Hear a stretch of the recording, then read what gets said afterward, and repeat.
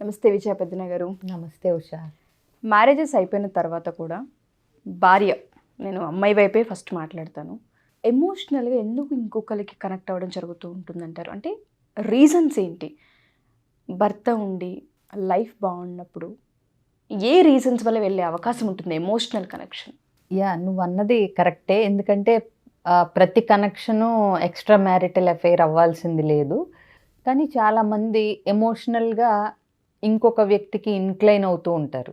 So అది especially colleagues అవ్వండి, లేకపోతే నైబర్స్ అవ్వండి, లేకపోతే చుట్టాల్లోనే ఇంకొక వ్యక్తి, కొంచెం కన్సర్న్ చూపించే వ్యక్తి అవనివ్వండి, ఇలాంటి వాళ్ళతో ఎమోషనల్గా కొంచెం ఒక లెవెల్ దాటి షేర్ చేసేదాకా వెళ్ళిపోతారు. సో దీనికి చాలా రీజన్స్ ఉంటాయి ఉషా. ఇదే కారణం అంటే ప్రతి వ్యక్తిలో ఇదే కారణం అని మనం చెప్పలేం, కానీ ఒక్క కారణం గురించి స్పెసిఫిక్గా మాట్లాడతాను నేను.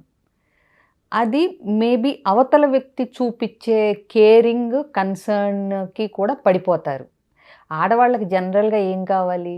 ఒక ఓదార్పు, ఒక అనునయం, ఒక మంచి మాట, కేరింగ్, ఇలాంటివి కావాలి. సో ఇవి భర్త జనరల్గా భార్య పైన చాలా ప్రేమ ఉంటే కూడా ప్రతిరోజు ఇవి ఎక్స్ప్రెస్ చేయాల్సిన అవసరం ఉంది అని అనుకోడు. అంత అంటే ఫార్మల్గా ఉండాలని కూడా అనుకోరు కొంతమంది. నా భార్యే కదా, నా భార్యకి నా ప్రేమ ఏంటో తెలీదా, ఇప్పుడు నేను చెప్తేనే తెలుస్తుందా, ఇలాంటివి అనుకునే అవకాశాలు కూడా ఉంటాయి కొంతమందిలో.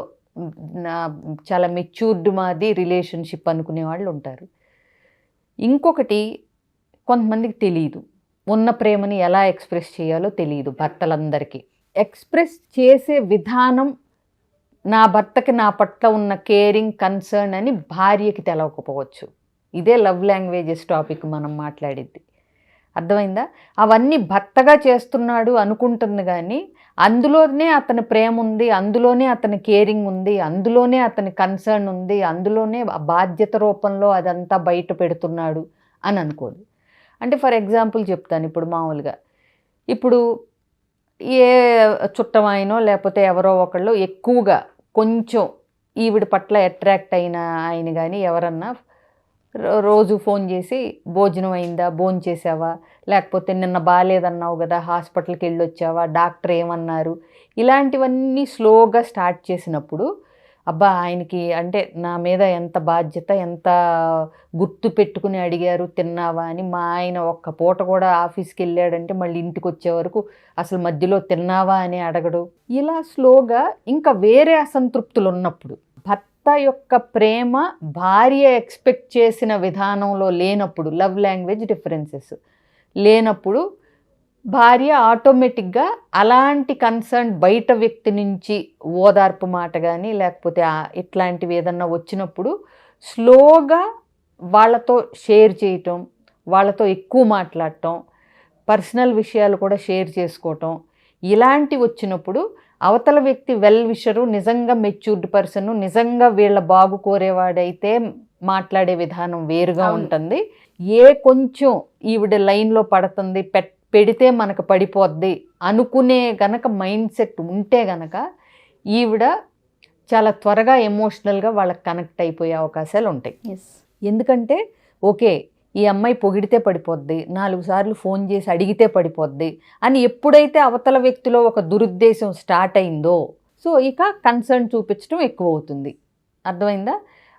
మీరు నిన్న నుంచున్నారు కదా, త్వరగానే వెళ్ళారా ఇంటికి, ట్రాఫిక్లో మెట్రో దొరికిందా, ఏదో ఒకటి సందర్భాలు బోల్డ్ ఉంటాయి. అవునా, నిన్న కొంచెం హెడేక్గా ఉందన్నారు కదా అని మళ్ళీ ఆవిడ ఇంటికి చేరింది అనుకున్నాకో 1 గంటకో ట్యాబ్లెట్ వేసుకోమని చెప్పాను తగ్గిందా, ఇట్లాంటివన్నీ గంటకి పరామర్శించడం, పూటకి కన్సర్న్ చూపించడం పట్ల ఏమవుతుందంటే స్లోగా ప్రతి స్త్రీకి ఎప్పుడు తన మీద భర్త కన్సర్న్ చూపించాలి, ప్రేమ చూపించాలి, కురిపించాలి, నా భర్త నన్ను చాలా ప్రేమగా చూసుకోవాలి, ఇవన్నీ ఉంటాయి. ఒకవేళ ఆ భర్త కొంచెం రిజర్వ్ టైపు, బాధ్యతలోనే ప్రేమ చూపించే టైపు అంటే ఏంటి, ఇప్పుడు ఆయన ట్యాబ్లెట్ తీసి వేసుకోమని ఇస్తాడు, కానీ తర్వాత ఇప్పుడు ఆఫీస్ నుంచి ఫోన్ చేయటం మర్చిపోయారు అనుకోండి, తగ్గిందా అని. మళ్ళీ సాయంత్రం ఇంటికి వచ్చాక అడుగుతాడు, పొద్దున్న ట్యాబ్లెట్ ఇచ్చి వెళ్ళాను కదా తగ్గిందా అని. ఈ మధ్యలో ఫోన్ చేసి కనుక్కోకపోవటం తప్పా రైటా అని వాళ్ళు అనుకున్నారు అంటే అది వ్యక్తిని బట్టి ఉంటుంది. అర్థమైందా? సో ట్యాబ్లెట్ వేసుకున్నావా తగ్గిందా అని గంటకి ఫోన్ చేయటం బెటరా, ట్యాబ్లెట్ చేతిలో పెట్టి ఇది వేసుకొని తలనొప్పి తగ్గిపోతుందని చెప్పి వెళ్ళిన భర్త బెటరా? అర్థమైందా? భర్త యొక్క ప్రేమని అది ఏ రూపంలో వస్తుందో తెలుసుకోలేనప్పుడు, లేదా కొన్నిసార్లు భర్తలు కూడా నెగిటివ్గా ఉండొచ్చు, అంటే అసలు ఏం పట్టించుకోపోవచ్చు. 3 పూట్ల భార్యకి పిల్లలకి చక్కటి భోజనం పెట్టాలని నిరంతరం శ్రమించే భర్త గొప్పవాడా, లేకపోతే బయట నుంచి గంటలు సొల్లు కబుర్లు చెప్పేవాళ్ళు గొప్పవాళ్ళ? అవునా? సో అక్కడి నుంచి మీకు రూపాయికి సంబంధించింది ఏదీ రాదు, కానీ మనసు మాత్రం అనవసరపు కబుర్లతో మిమ్మల్ని అట్రాక్ట్ చేసి మిమ్మల్ని ట్రాప్లో పడేయటానికి, చాలా కన్సర్న్ చూపించడానికి చాలామంది రెడీగా ఉంటారు. ఆడవాళ్లే చాలా తస్మాత్ జాగ్రత్త అన్నట్టు, ఎవరు ఎలాంటి వాళ్ళు, అసలు వీళ్ళకెందుకు ఇంత కన్సర్ను, ఇవన్నీ కొంతమంది అన్నెసరీగా స్లోగా పర్సనల్ విషయాలు కూడా లాగి ఎక్కడ అసంతృప్తి ఉందని తెలుసుకుని అవి వీళ్ళు భర్తీ చేయటానికి కూడా చూస్తారు. ఇప్పుడు ఈ స్లోగా షేరింగ్లో వీటిలో ఫర్ ఎగ్జాంపుల్ మీ అంటే ఇంటిమసీ ఎట్లా ఉంటుంది ఇలాంటివి కూడా మాట్లాడుకునే స్టేజ్కి వచ్చినప్పుడు ఎక్కడైతే డిస్సాటిస్ఫాక్షన్ ఉందని తెలిస్తే అది స్లోగా ఎమోషనల్ కాకుండా ఎక్స్ట్రా మ్యారిటల్ అఫైర్ అయిపోయే అవకాశాలు కూడా ఉంటుంది. అవతలాలను బ్లేమ్ చేయటం కంటే మనం ఎక్కడ ఆ అవకాశం ఎక్కడిచ్చాం, ఎందుకు ఇచ్చాం అన్నది టక్కున పట్టగలగాలి. ఇంకొకటి, ఎమోషనల్గా కనెక్షన్ అయిన తరువాత ఫిజికల్ కనెక్ట్ అవ్వటానికి మనం గనక అంటే ఆ లైన్ని చూసుకోకపోతే బౌండరీని ఈజీగా జారిపోతారు. ఫస్ట్ ఏ ఎక్స్ట్రా మ్యారిటల్ అయినా ఫస్ట్ ఎక్కువ శాతం ఎమోషనల్ బాండింగ్ ద్వారానే స్టార్ట్ అవుతుంది. సో ఆ బౌండరీ మీకు ఎప్పుడైతే ఓకే, ఏదో ఒక పరిస్థితుల వల్ల నెగిటివ్ ఆర్ పాజిటివ్ ఆర్ మీరు మీ భర్తని ప్రేమను అర్థం చేసుకోలేక అవతల వ్యక్తి పరాయి వ్యక్తి చూపించే బూటకపు అంటే కేరింగ్నే ప్రేమ అనుకుని కానీ ఏదైనా అనుకుని చాలా కన్సర్న్, ఈ వ్యక్తికి నా మీద చాలా మంచి అభిప్రాయం ఉంది, ఇతను చాలా మంచి ఫ్రెండు, ఇలా అనుకుని మీరు అన్నీ షేర్ చేయటం అన్నీ చేయటం చేస్తూ కనుక ఒక లైన్ దగ్గరికి వచ్చేసరికి మీకు మీ బౌండరీ లైను అర్థం అవ్వనంత వెర్రి వాళ్ళు ఎవ్వరు ఉండరు. ఆ రాంగ్ స్టెప్ తీసుకునే ముందర ఖచ్చితంగా తెలుస్తుంది.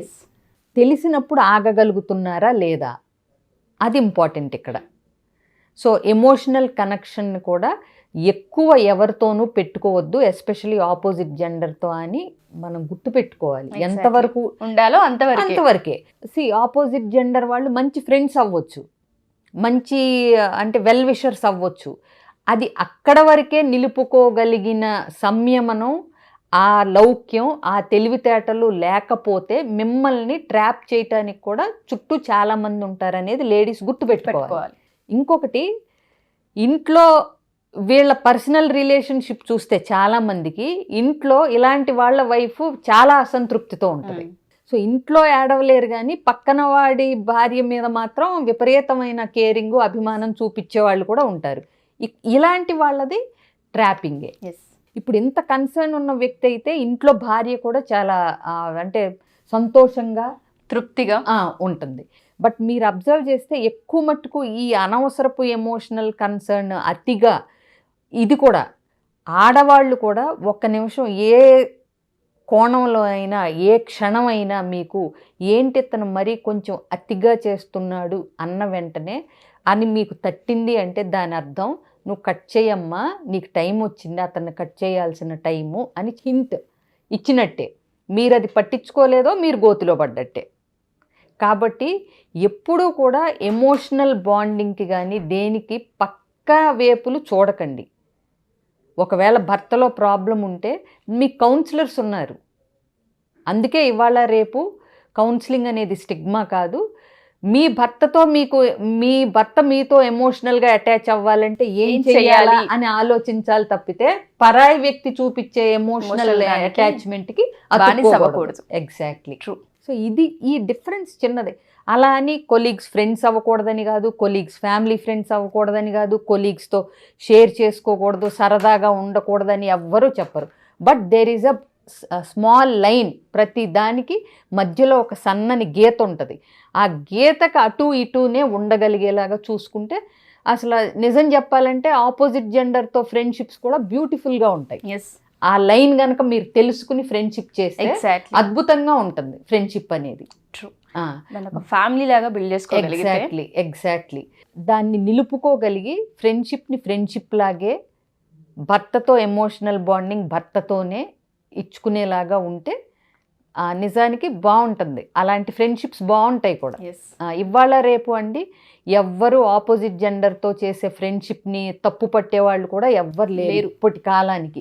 ఎందుకంటే లేడీస్ కూడా జాబ్ చేస్తున్నారు, లేడీస్ కూడా ఇంట్లో విషయాలు పక్కన వాళ్ళతో షేర్ చేస్తారు.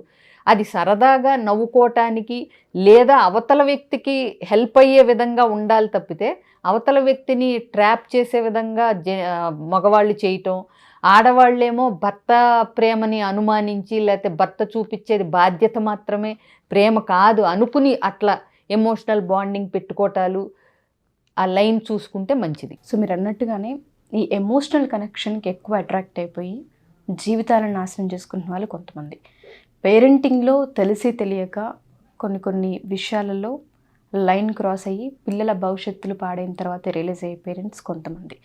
ఏదేమైనా పేరెంటింగ్కి తెలుసుకోవాల్సిన విషయాలు చాలా ఉన్నాయి. వైఫ్ అండ్ హస్బెండ్ ఎప్పుడైతే ఒక బంధంలోకి అడుగు పెడుతూ ఉంటుంటారో కొన్ని దగ్గర సాటిస్ఫాక్షన్స్ మనకి కనిపించవు. అటువంటప్పుడు ఏ విధంగా దీన్ని ఓవర్కమ్ చేయాలి, సంసార బంధాన్ని ఏ విధంగా ముందుకు తీసుకెళ్ళాలని వాటిపైన ట్రిక్స్ ఉంటాయి. ఆ ట్రిక్స్ చాలామందికి తెలియదు. కావాలంటే నా దగ్గర రావచ్చు. అదే అడుగుతున్నాను. పేరెంటింగ్కి సంబంధించి అయినా లేదా వైఫ్ అండ్ హస్బెండ్ మ్యారిటల్కి సంబంధించిన ఇష్యూస్ అయినా ప్రీ మ్యారిటల్ కౌన్సిలింగ్ అయినా సరే కావాలి అంటే మనం తీసుకునే అవకాశం ఉంటుందా? తప్పకుండా ఉషా. అసలు ఇవాళ నీడ్ ఆఫ్ ది అవర్ అది. ప్రీ మ్యారిటల్ కౌన్సిలింగ్కి నేను ఎప్పుడూ ఓటేస్తాను. నీకు తెలిసిందే కదా, ముందే రండి అమ్మా, ముందే తెలుసుకోండి. అలాగే మిగతాయి కూడా ఏంటంటే మొగ్గలో ఉండగానే ఏంటో తేడాగా ఉంటుంది బిహేవియరు, మాకు ఎక్కువ గొడవలు స్టార్ట్ అవుతున్నాయి. కొంతమందికి ఎస్పెషలీ ఒక టాపిక్ ఒక విషయం వచ్చినప్పుడు ఎంతకీ అది తెగదు, ఆ విషయం మీద ఇద్దరు ఒక ఏకాభిప్రాయానికి రాలేరు. అలాంటప్పుడు ఇమ్మీడియట్గా అసలు పేరెంట్స్ని ఇన్వాల్వ్ చేసేసి వాళ్ళని కన్ఫ్యూజ్ చేసి కంటే కూడా ఒక అవుట్ సైడ్ పర్సన్ మీకు ఎప్పుడూ నిష్పక్షపాతంగా మీకు చెప్పగలిగే అవకాశాలు ఎక్కువ ఉంటాయి. కాబట్టి పేరెంట్స్ అంటే బయాస్డ్ ఉంటారు. ఇప్పుడు నేను నా పేరెంట్స్కి నా కోణంలోంచి చెప్తాను, అవతల వ్యక్తి వాళ్ళ కోణంలోంచి చెప్తాను. అప్పుడు ఎప్పుడైనా వినేవాళ్ళకి అవతల వ్యక్తిదే తప్పు అనేటట్టు ఉంటుంది. మనం చెప్పటం కూడా అలాగే చెప్తాం. మనం ఏదైతే అనుకుంటున్నామో అదే అవతల వ్యక్తికి చేరేలాగా చెప్తాం. నువ్వు తప్పు అనుకోబట్టే కదా నీ భర్తది నువ్వు మీ పేరెంట్స్కి నీ కోణంలోంచి చెప్పినప్పుడు నీ భర్తదే తప్పని నీ పేరెంట్స్ నమ్మే అవకాశాలు ఎక్కువ ఉంటాయి. అలాగే భార్య అటువైపు భర్త అయినా సరే. కాబట్టి వాళ్ళని ఇన్వాల్వ్ చేయకుండా వాళ్ళ జీవితాల్లో మీకు పెళ్ళిళ్ళు చేసి వాళ్ళు ప్రశాంతంగా కృష్ణ రామ అనుకుందాం అన్నప్పుడు మళ్ళీ ఈ సమస్యలతో వెళ్లకుండా వీలైనంత మట్టుకు ఫస్ట్ కౌన్సిలర్స్ని అప్రోచ్ అయ్యి అవి అయిపోయినాయి అనుకోండి, అసలు వాళ్ళ దాకా వెళ్ళే పనే ఉండదు కదా. Exactly, true. Thank you ma'am, thank you so much. So ఎవరైనా సరే మా ఈ వీడియోస్ చూసిన తర్వాత విజయ పెద్దన గారి కౌన్సిలింగ్ కనుక మీకు కావాలి అనుకుంటే అది పేరెంటింగ్కి సంబంధించి ప్రీ మ్యారిటల్ కావచ్చు, ఎక్స్ట్రా మ్యారిటల్ అఫైర్స్కి సంబంధించి లైన్ క్రాస్ అవుతూ ఉన్నా మాకు ఏదో తేడాగా అనిపిస్తుందని మీకు అనిపించిన మ్యారిటల్ కౌన్సిలింగ్ కావాలి అనుకున్నా ఏ చిన్న డౌట్స్ ఉన్నా సరే ఆన్లైన్ కావచ్చు ఆఫ్లైన్ కావచ్చు విజయ పెద్దన గారు అవైలబుల్గా ఉంటారు. కింద స్క్రోల్ అవుతున్న కాంటాక్ట్ నెంబర్ని కాంటాక్ట్ చేస్తే పూర్తి వివరాలు మీకు అందిస్తారు. Thank you. సుమన్ టీవీలో మీ పర్సనల్ అండ్ బిజినెస్ ప్రమోషన్స్ కోసం కింది నెంబర్కి కాంటాక్ట్ చేయండి.